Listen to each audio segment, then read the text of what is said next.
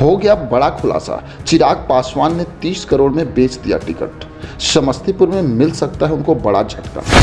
Prince राज के समर्थकों का चिराग पासवान पर फूटा गुस्सा। बोले इस बार समस्तीपुर लोजपा हारेगी और महागठबंधन जीतेगी। अशोक चौधरी की बेटी शांभवी चौधरी को अपना गढ़ बचाना मुश्किल होगा, क्योंकि उनके कोर वोटर ही उनसे हो चुके हैं बागी।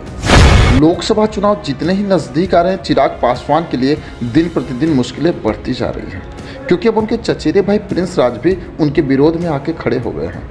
वैसे अगर देखा जाए तो चिराग पासवान पे ये लगातार सवाल उठ रहे हैं कि उन्होंने अपने 5 सीटों पे वर्करों को टिकट नहीं दिया। चिराग पासवान पे पैसा लेकर टिकट बेचने का भी आरोप लग रहा है। वैसे अगर देखा जाए तो नीतीश कुमार और चिराग पासवान की नज़दीकियां भी उनके वर्करों को रास नहीं आ रही है, क्योंकि चिराग पासवान नीतीश कुमार के विरोध में ही अपनी राजनीति की शुरुआत की थी।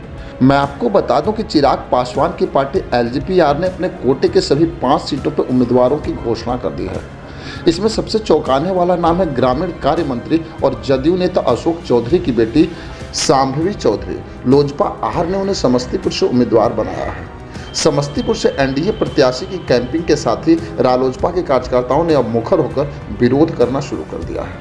अब सांसद प्रिंस राज के समर्थकों ने एनडीए का विरोध करने का ऐलान भी कर दिया है। चिराग पासवान की पार्टी ने यहां से बिहार सरकार में मंत्री की बेटी शांभवी चौधरी को मैदान में उतारा है। प्रिंस राज के समर्थकों का कहना है कि वो महागठबंधन के उम्मीदवार का सपोर्ट करेंगे। रालोजपा के नेताओं ने चिराग पासवान पे 30 करोड़ में टिकट बेचने का आरोप भी लगाया है। मैं आपको बताते चलूं कि समस्तीपुर संसदीय क्षेत्र से मोरसंड गांव, जिसे रालोजपा का गढ़ माना जाता था, यहाँ के रालोजपा कार्यकर्ताओं ने खुलकर एनडीए का विरोध करना शुरू कर दिया है। साथ ही इंडिया अलायंस का समर्थन करने की घोषणा भी कर दी है।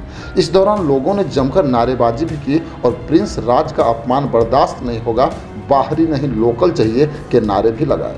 मैं आपको बता दूं कि मोरसंड गांव में एनडीए का खुलकर विरोध कर रहे रालोजपा के राष्ट्रीय महासचिव ने कहा कि एनडीए ने हमारे नेता का सम्मान नहीं किया और युवा और सिटिंग सांसद होने के बावजूद साजिश के तहत उनका टिकट काट दिया।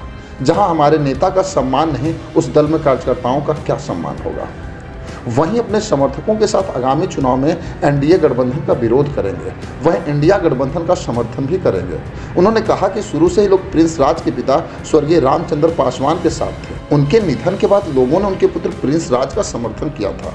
रालोजपा के ही एक नेता ने कहा कि मोरसंड रालोजपा का गढ़ है, इस इलाके में विकास का कार्य रामचंद्र पासवान की देन है। बाद में समय में बचा हुआ कार्य प्रिंस राज ने कराया, लेकिन एनडीए ने उनका अपमान किया। ऐसी स्थिति में इलाके के लोग विरोध में खड़े हैं।